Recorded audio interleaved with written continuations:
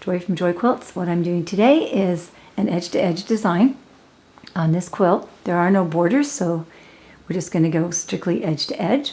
When we go edge-to-edge, we generally will stop 2 inches in on the design on the computer, and that gives us an inch on either side because sometimes the quilts tend to stretch in or out as you progress through it. One way to check for that is when I was putting the pins in the top roll, then we pull it up to the side of the quilt, and then you can tell if your quilt is still the same size because those pins in this case are 70 inches apart.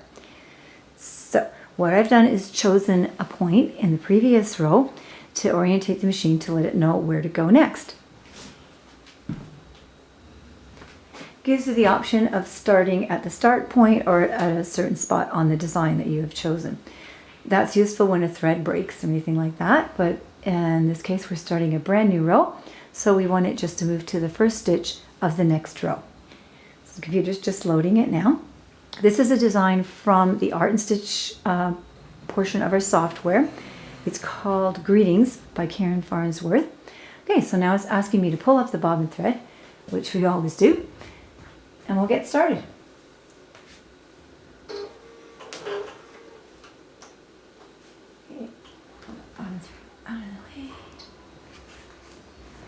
I'll just pull the bobbin thread out of the way because otherwise you get a nest underneath, which is kind of a pain to clean up afterwards.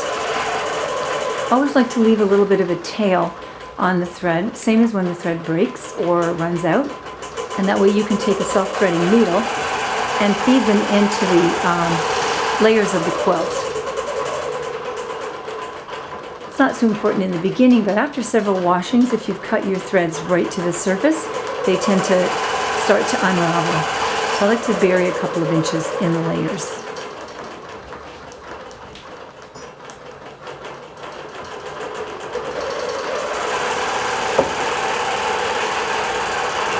This is a really bright quilt, so I chose a design that's circular because the quilt tends to be square, and it kind of softens the look of it a little bit, and it's very bright. So this is an orange thread, but it does blend very nicely, so you really don't see it. And I used orange thread in the bobbin as well because that gold is gold enough, so that just adds a little bit more texture, and then you can kind of see the quilting a little bit more clearly. This design we loaded in 4 pattern repeats for each row, and then what I did was I reversed and inverted every second row. Just that way the design will not appear to always start on the left and end on the right.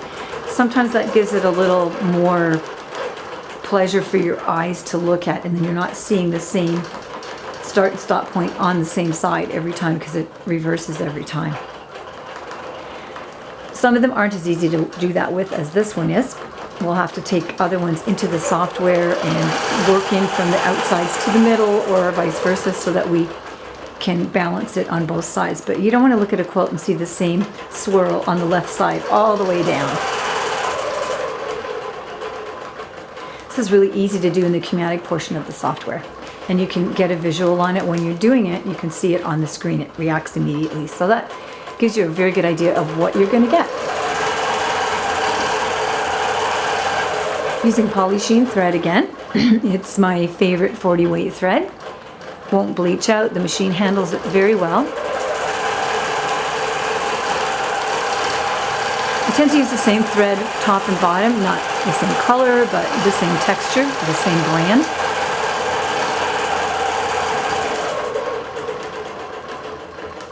Requires way fewer tension adjustments if you can just keep it consistent.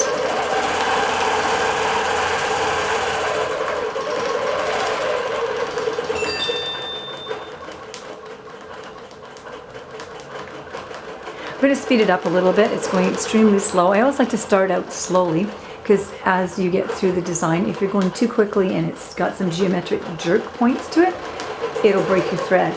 So it's easier just to start it out more slowly, and as I've watched this one go through, I know I can speed it up to 75%.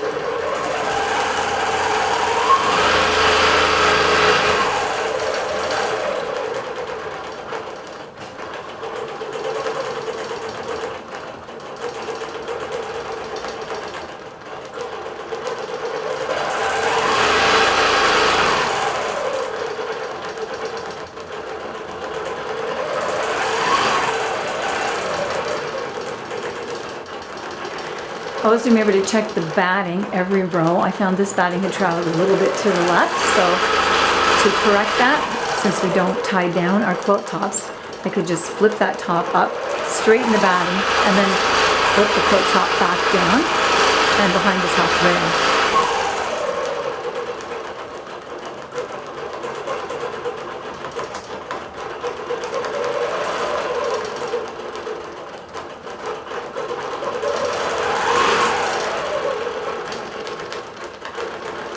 So this is just going to proceed across the quilt. And the next row we'll do the same thing. We'll select a point in this row after we've rolled the quilt and then snap to that point, and that tells the machine exactly where to start the next row.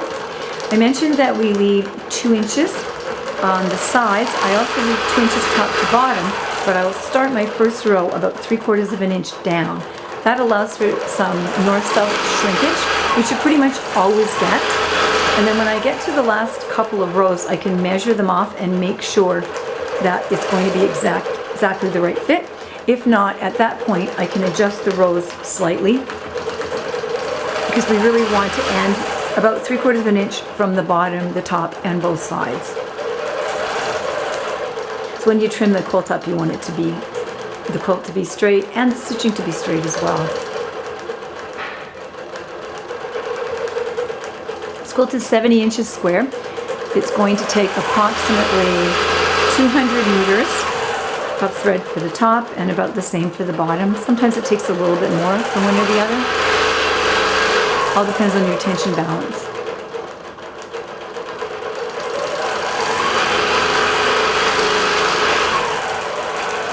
And that's it for this one. Joyquilts, joyquilts@hotmail.com, joyquilts.com, on Facebook, on Instagram, and on Twitter, on Pinterest. Thanks.